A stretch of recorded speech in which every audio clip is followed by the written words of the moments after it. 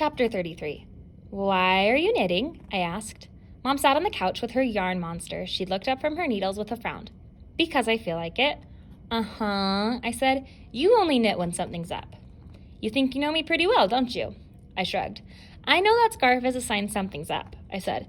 Maybe I'm knitting to stay calm, she said. What is this about? She pointed to my head with a knitting needle. Is this part of your rebellious stage? I'm not rebelling, Mom, I said, even though maybe I was doing that too. I like the way my hair looks. I pulled my fingers through my wet bangs and ran my hand over my head. It felt soft, like a piece of velvet. Anyway, it's just hair, I said. See, Mom said, that's exactly what your dad would say. Just hair, just clothes.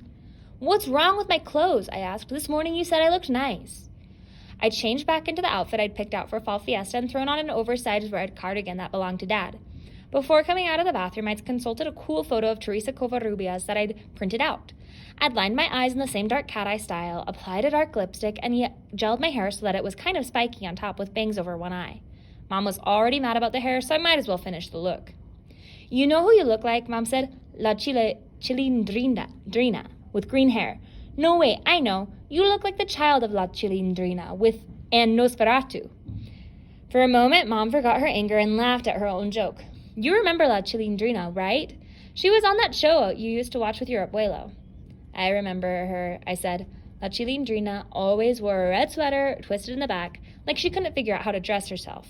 Thick black rimmed glasses, and her hair in 2 ponytails. And that is probably the meanest thing you've ever said to me.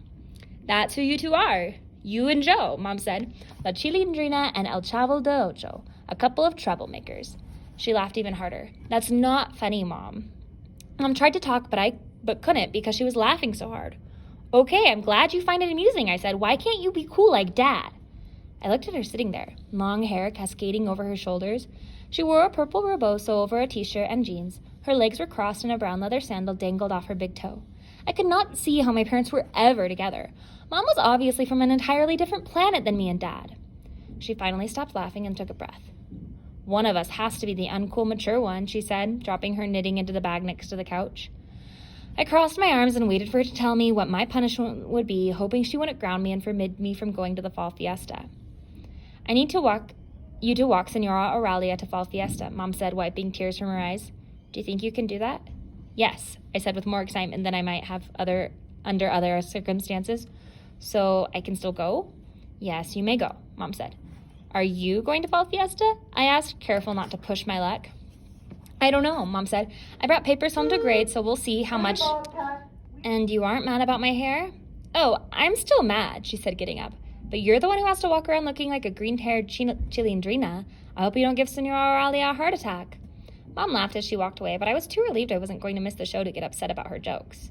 I went to my room where I scooped up my worry dolls and put them in a back pocket of my bag. Then I took a picture of myself to send to Dad. By the time I came out of my room, Mom was already in the hallway chatting with Senora Auralia. Here she is, Mom said, your colorful escort. Pelo verde, Senora Auralia said with a laugh. Nothing these children do surprises me anymore. Well, I'm glad, Mom said. Malou, help Senora Auralia down the stairs. Hopefully I'll see you in a little while. Hopefully not, I thought of Senora Auralia, and I hooked arms and walked carefully down the stairs. Tell me, why do you kids do that to your hair? Senora Auralia asked. I don't understand. I thought about Senora Auralia's question and about my asking Joe earlier why he dyed his hair blue. I don't know, I said. I like the way it looks. Plus, I don't want to look like everyone else. I like being unique.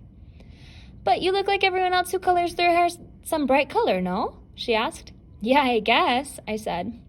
Senora Auralia shook her head. No entiendo, she said. I don't understand why you kids try so hard to stick out. It's hard to explain, I said. I just know that I like my hair like this. It makes me feel good, like I'm being me. Bueno, if you're happy and you aren't hurting anyone, who cares?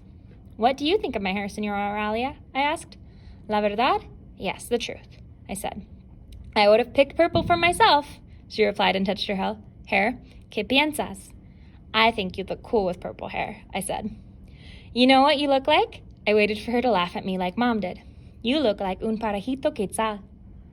She gave me a wink. Somehow, Senora Auralia had known that was exactly the look I was going for.